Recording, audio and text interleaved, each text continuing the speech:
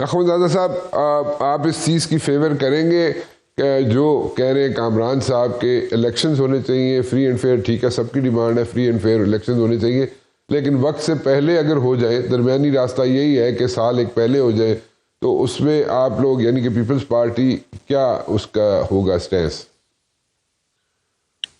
بسم اللہ الرحمن الرحیم۔ دیکھیے جی، ہم تو ہر وقت سسٹم کے ساتھ کھڑے ہیں۔ ہم تو چاہتے ہیں کہ جمہوریت کا جو تسلسل چلا ہے یہ جاری رہے، وزیر اعظم اپنا ٹائم پورا کرے یا نہیں کرے، لیکن اسمبلی جو ہے وہ اپنا ٹائم پورا کرے۔ لیکن یہ پاکستان پیپلز پارٹی کا بہت درینہ مطالبہ ہے، اور بار بار ہم نے اس مطالبے پہ زور دیا ہے۔ ہم پاکستان کے تمام سیاستدانوں سے یہی درخواست ہم نے کیا ہے کہ ہمیں دو کاموں کے لیے ضرور مل بیٹھنا چاہیے۔ ایک یہ کہ ہم اس طرح قانون سازی کریں کہ آنے والا جو الیکشن ہے اس کو ہم یقینی بنائے کہ صاف ہو، شفاف ہو، جو جیتے وہ بھی تسلیم کرے، جو ہارے وہ بھی تسلیم کرے۔ دوسرا یہ کہ یہ ہمارے ملک میں جو سیاسی انتقامی سیاست ہے کہ آپ وزیر اعظم ہیں یا وزیر ہیں، لیکن آپ جب کرسی سے ہٹ جاتے ہیں تو سیدھا آپ کو جیل میں ڈالا جاتا ہے، کہ اس کے لیے ہم ایک اس طرح کا ادارہ بنائے کہ جج، جرنلسٹ ہر ایک کا احتساب کرے۔ کسی نے کوئی جرم کیا ہے وہ بچ نہ سکے، چاہے وہ صدر ہو، وزیر اعظم ہو، سابق ہو، تاحال ہو، اپوزیشن سے ہو، گورنمنٹ سے ہو، کہ کوئی بھی بچ نہ سکے۔ اور اگر کسی نے جرم نہیں کیا ہے تو ماضی میں جس طرح کے نیب کا ادارے کا استعمال ہوا ہے اس طرح اس کا استعمال نہیں ہو۔ اور پاکستان پیپلز پارٹی ضرورت محسوس کرتی ہے کہ ہمارے ملک کے جو حالات ہیں آج کل، جو افغانستان کے ساتھ ہمارے میں افغانستان میں بات کرتا ہوں اخوندزادہ صاحب، لیکن آپ کہہ رہے ہیں کہ جناب میں افغانستان کا نہیں کہہ رہا ہوں، نہیں، میں کچھ اور بات کر رہا ہوں، میری بات ذرا سن لیجئے۔ آپ یہ کہہ رہے ہیں کہ جناب اسمبلیاں جو ہے وہ اپنا ٹینیور پورا کریں، اور اس کے علاوہ آپ کہہ رہے ہیں کہ اگر کوئی چینج آنی ہے تو وہ بے شک آ جائے، یہی آپ کہہ رہے تھے نا؟ بالکل ہم یہی کہہ رہے تھے۔ الیکشن جو ہوا ہم خوش تو نہیں تھے۔ مجھے بات مکمل ایک منٹ میں آپ ہی کی بات کا سوال کرنا چاہ رہا ہوں۔ آپ یہ کہہ رہے ہیں کہ ارلی الیکشنز کی فیور میں آپ نہیں ہیں، this is what you are seeing? اگر ہم ارلی الیکشن کے فیور میں ہوتے، ہم سمجھتے ہیں کہ ہمارے ملک کی جو معیشت کے حالات ہیں، ہمارے امن و امان کی جو صورتحال ہے، ہمارا ملک اس طرح ایڈوانچروں کا متحمل نہیں ہو سکتا ہے، تو ہم مسلم لیگ کے ساتھ اتحاد کبھی بھی نہیں کرتے۔ ہم پی ٹی آئی کو کبھی بھی نہیں کہتے کہ اگر آپ حکومت بنانا چاہتے تو ہم اپنا ووٹ آپ لوگوں کو دیں گے۔ ہم نے مسلم لیگ کے ساتھ صرف ایک وجہ سے یہ اتحاد کیا ہے کہ سسٹم کو ہم چلائے، کیونکہ ہم سمجھتے ہیں کہ الیکشن جیسے عمل کا ہمارا یہ ملک بار بار متحمل نہیں ہو سکتا ہے۔ یہ موجودہ جو امن و امان کی صورتحال ہے، معیشت کی صورتحال ہے، موجودہ حالات میں ہم الیکشن کے فیور میں نہیں ہیں۔ اس وجہ سے ہم نے مسلم لیگ کے ساتھ اتحاد کیا، اس وجہ سے ہم نے آپ جو کہہ رہے ہیں بات وہ جو مختلف ہے، کیونکہ جو یہاں پہ کامران صاحب بات کر رہے ہیں وہ یہ کہہ رہے ہیں کہ اگر ہماری یہ ڈیمانڈ ہوگی، جب سارے لیڈران اگر بیٹھے تو ان کی ڈیمانڈ ہوگی مولانا صاحب کی کہ ارلی الیکشن ہو، یعنی کہ درمیانی راستہ ہو۔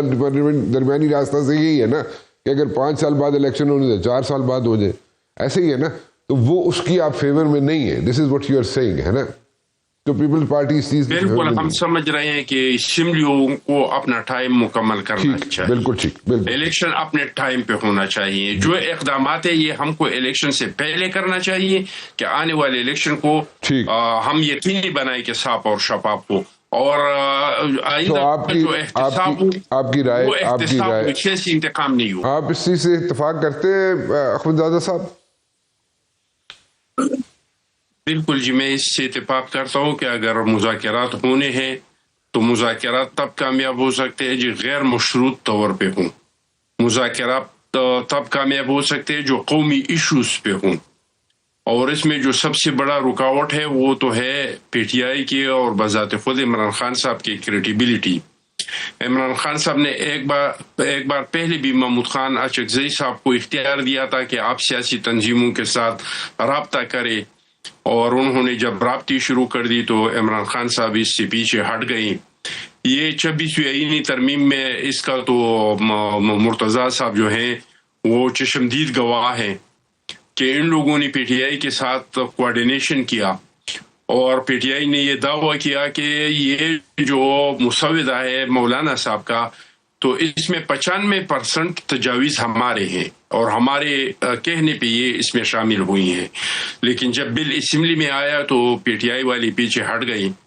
ماضی میں بھی ایسے انگنت مثالیں ہیں کہ ان لوگوں کے اور ہمارے مذاکرات ہوتے تھے. یہ شاہ محمود قریشی صاحب، یہ فواد چودھری صاحب، علی محمد صاحب، یہ سارے اس میں شامل ہوتے تھے. ہمارے بھی خورشید شاہ صاحب اور یہ سارے لوگ ہوتے تھے.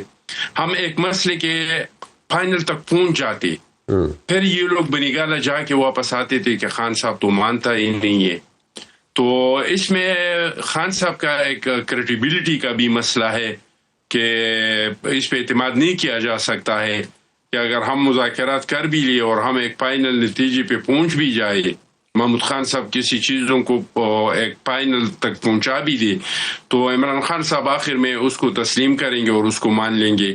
یہ کسی کو بھی اس چیز پہ یقین نہیں ہے، نہ آپ کو ہے، نہ مجھے ہے، نہ پی ٹی آئی والوں کے اس چیز پہ یقین ہے کہ آخر جو بات عمران خان صاحب نے شروع میں کیا وہ آخر تک اس پہ ٹکا رہے گا. یہ کسی کو یہ اعتماد نہیں ہے. اچھا چلیں، وہ مطلب کہ اس وقت تو ایک سچویشن ٹرکی ہے، اور ٹرکی سچویشن یہ ہے کہ ان کو جو دو گروپس بنے ہوئے پی ٹی آئی کے اندر، وہ ایک کہتا ہے جی ہم مذاکرات کریں گے، دوسرا کہتا ہے ہم مذاکرات نہیں کریں گے. ابھی تو آپ کے پاس پیپلز پارٹی والوں کے پاس، یعنی کہ ان کے گڑھ میں کراچی میں یہ کہہ رہے ہیں جی کہ 9 تاریخ کو چیف منسٹر کے پی کے جا رہے ہیں وہاں پہ. So are you guys comfortable with that جی احمد دادا صاحب؟ دیکھیے جی، سب سے پہلے بات تو یہ کہ پختونخوا کے ایک شہری کی حیثیت سے میری یہ چیز سمجھ سے بالاتر ہے کہ ہمارا چیف منسٹر صاحب پنجاب کا دورہ، سندھ کا دورہ کس مقصد سے کر رہے ہیں. اگر یہ موٹیویشن کرنا چاہتے تو یہ تو وزیر اعلیٰ کا کام نہیں ہے، یہ تو پی ٹی آئی کا تنظیم کا کام ہے. دوسرے یہ کہ ہمارے اپنی صوبے کے حالات تو آپ دیکھ لیں، ہم نعمان کی صورتحال دیکھ لیں، انفراسٹرکچر کے حالات دیکھ لیں، ایجوکیشن کے حالات دیکھ لے، ہیلتھ کے حالات دیکھ لے، کرپشن کے حالات دیکھ لے. اتنے مسائل میں سے اتنے مسائل کو چھوڑ کے یہ کیوں جانا چاہتے ہیں؟ لیکن اگر یہ جانا چاہتے ہیں تو سندھ حکومت کی طرف سے اس کو پروٹوکول بھی ملے گا، اجرک بھی ملے گا، سندھی ٹوپی بھی ملے گی، اور چائے یا کھانے کا دعوت بھی ملے گا. چاہے سہیل اپریدی صاحب اس کو قبول کرے یا نہیں کرے، لیکن سن گورنمنٹ اس میں کوئی کسر نہیں چھوڑیں گے، اس کو بھرپور مہمان نوازی کا مظاہرہ کریں گے. احمد زادہ صاحب، آپ کچھ کہنا چاہ رہے تھے؟ Very quickly if you can add something. میں یہ کہنا چاہ رہا تھا کہ دیکھیے، پی ٹی آئی کے دور حکومت میں ہمارے لوگ 90 دن ریمانڈ پہ تھے، ہمارے لوگ جیلوں میں تھے. لیکن جب بھی عمران خان صاحب کراچی جاتا تھا، مراد علی شاہ صاحب اس کو پروٹوکول دیتا تھا، اور جو وزیر اعظم کا حق بنتا ہے جب وہ میٹنگ بلاتا تھا، مراد علی شاہ صاحب اس میں آ کے شرکت کرتا تھا. تو سہیل اپریدی کا مطلب یہ نہیں ہے کہ وہ پی ٹی آئی کے ساتھ ہے، تو اس کا ایک حیثیت اور بھی ہے کہ وہ پارلیمنٹیرین ہے، وہ چیف ایگزیکٹو ہے صوبے کا، تو اس کو وہ کردار بھی ادا کرنا چاہیے جو کہ وہ نہیں کر رہا ہے.